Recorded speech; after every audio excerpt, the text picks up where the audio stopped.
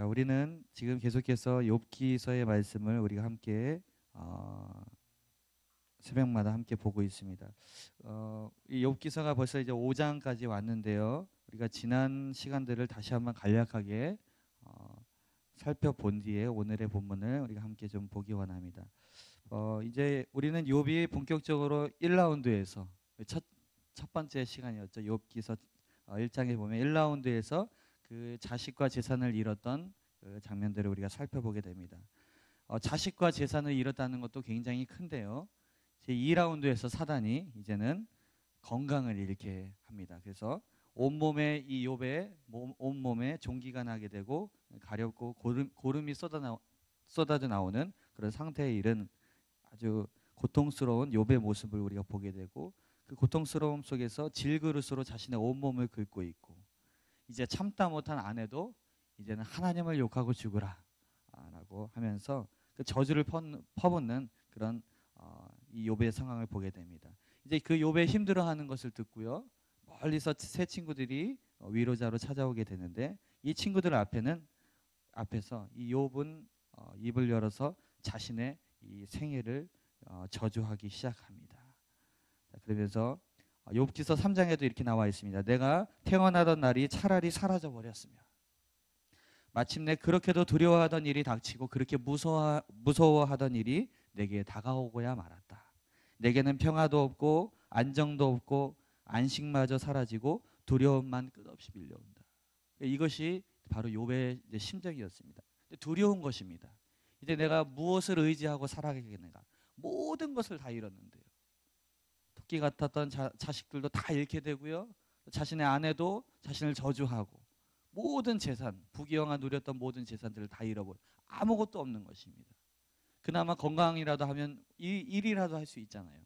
근데 온몸에 고름이 쏟아져 나오는 그런 상황, 모든 것을 잃어버린 그런 욥의 상황 가운데서 이제는 두려움밖에 남는 것이 없었다라는 것입니다. 그래서 그런 욥의 한탄 가운데 이제 그의 친구, 그 세 친구 중에서 첫 번째 친구 엘리바스라는 이 사람이 입을 열기 시작합니다. 엘리바스의 그 대답의 요점은 무엇이겠습니까?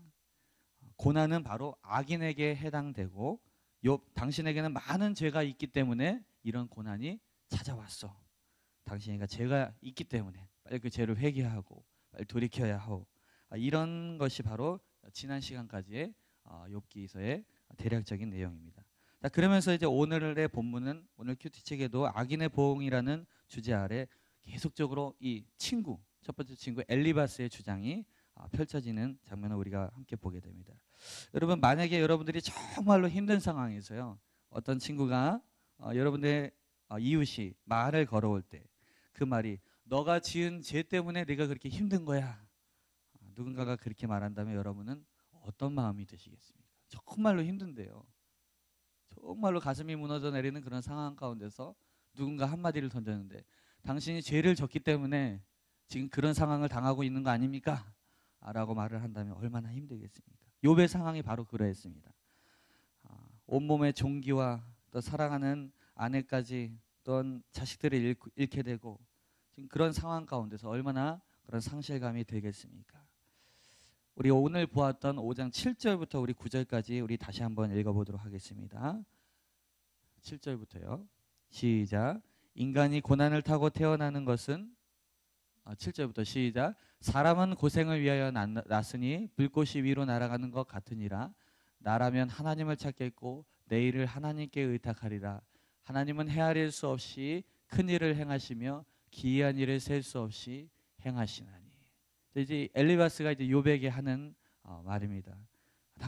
당신 때문에, 당신이 지은 죄 때문에 이런 일을 당하고 있으니까 빨리 기도해야 됩니다. 나라면 하나님을 찾겠고 내 일을 하나님께 의탁하겠습니다. 하나님은 모든 큰 일을 하실 수 있는 분인데 당신이 회개한다면 당신을 그 상황을 바꿔줄 수도 있지 않겠습니까? 그렇게 이야기하는 것입니다. 여러분, 이것이 여러분 엘리바스가 하는 말이 틀리겠습니까? 틀린 말이겠습니까? 여러분, 맞는 말입니다. 지금 상황 가운데서 회개해야 되고 또 기도해야 되고 하나님을 간절히 찾아야 되고 맞다라는 것이죠. 맞는 말을 하고 있다는 것이죠. 근데 여러분, 욥이 그것을 몰라서 그러겠습니까? 욥은 지금 하나님께 털어놓지 못해서 하나님께 기도하는 법을 몰라서 그런 일을 당하고 있다는 것이 아니라는 사실이죠. 사랑하는 여러분, 우리는 누군가에게 어려운 문제를 다루고 위로한다 하면서 정작 위로가 아닌 정답만을 말하는 혹시 여러분의 모습은 아니었는지 우리 함께 살펴보기 원합니다. 이것이 위로가 되리라 라고 정답을 이야기하지만 정작 그것을 정죄하거나 정답 말을 말하는 것이 아닌지 우리는 살펴봐야 하겠습니다.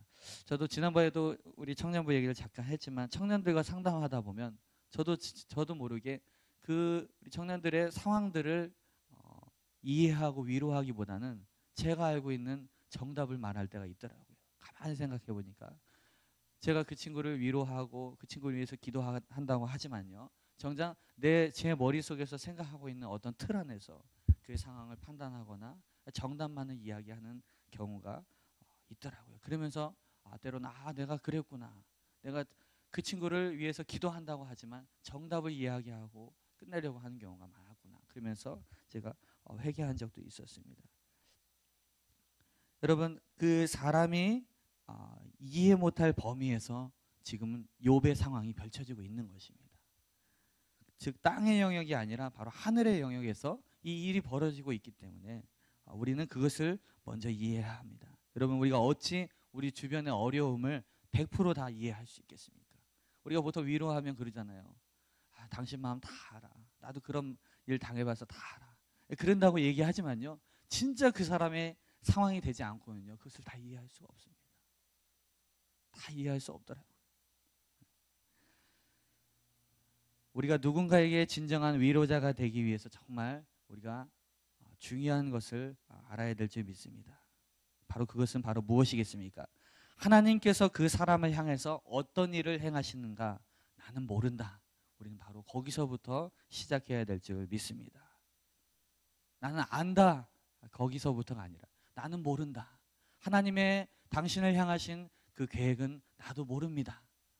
우리가 거기서 시작한다면요, 그때부터는요, 우리는 정답을 갖고 위로하고 정답을 갖고 그 사람을 판단하는 것이 아니라 나도 모르지만 그러나 내가 당신을 위해서 기도하기 원하고 당신을 위해서 중보하는 사람이 될 것입니다.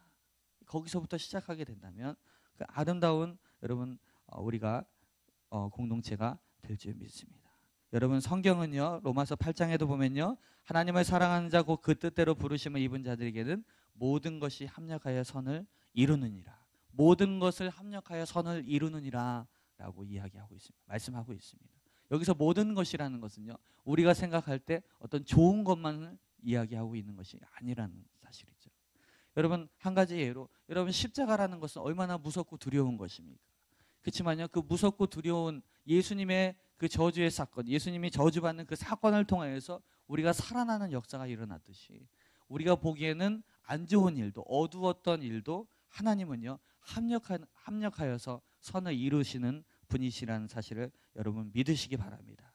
여러분, 하나님은 우리가 생각지 못한 어두운 그늘 속에서 그 사람을 만지시고 세우시고 만들어 가시는 분이십니다. 그렇기 때문에 우리가 어떤 어두움 속에 있는 그런 사람을 볼 때에도 하나님께서 그 사람의 상황 가운데서 하나님의 놀라운 일을 행하고 계시는구나 라는 것을 우리가 이해하고 우리가 오히려 기도해야 될 줄 믿습니다. 이제는 우리는 누군가의 어려운 상황과 아픔의 현장을 바라볼 때 비판의 눈이 아니라 긍휼의 눈으로 바라봐야 할 줄 믿습니다. 아까도 얘기했지만요, 예수님도 마찬가지였죠. 예수님도 이 세상에 오셨을 때 바리새인들과 세리들과 창기들과 그들의 모든 상황들을 다 알고 계셨을 것입니다. 그러나 그들의 죄를 다 하나하나 다 꼬집어내시고 그들을 죽이기 위해서 그들의 어떤 것을 다 아시는 것처럼 행동하신 것이 아니라 오히려 그들을 위로하시고 싸매시고 그들을 오히려 긍휼로 고치신 것을 우리는 보게 되는 것입니다. 그것이 여러분 하나님의, 우리 주님의 완전한 사랑이 드러난 것이죠. 오늘 18절에 보니까요, 하나님은 아프게 하시다가 싸매시며 상하게 하시다가 그의 손으로 고치시나니. 이 욥의 친구 엘리바스도 이거 알고 있었어요. 하나님은 고치시고 싸매시는 분이시다. 이렇게 얘기하지만 정작 그는요 욥의 마음을 후벼파고 있었어요. 알고 있었지만요. 오늘 살아가는 여러분은 어떠한 삶을 살아야겠습니까? 이제 마지막으로 우리는 우리의 이웃의 아픔과 상처를 후벼파는 그런 자가 아니라 나는 그 사람을 당신의 그 상황을 다 알 수 없습니다. 그러나 내가 그것을 듣기 원하고 오히려 기도하기 원합니다. 아무것도 모르는 데서 내가 출발하기 원합니다. 그대로를 받아들일 수 있는 우리가 사람이 된다면 그것을 통하여서 우리 주님께서 일을 행하시고 오히려 정말 하나님께서 합력하여 선을 이루시게 되는 것을 보게 될 것입니다. 그런 오늘이 됨으로 말미암아 오늘도 누군가에게 여러분 작은 예수님이 되셔서 손을 펼치시는 위로자가 되시는 여러분이 되시길 주님의 이름으로 축원합니다.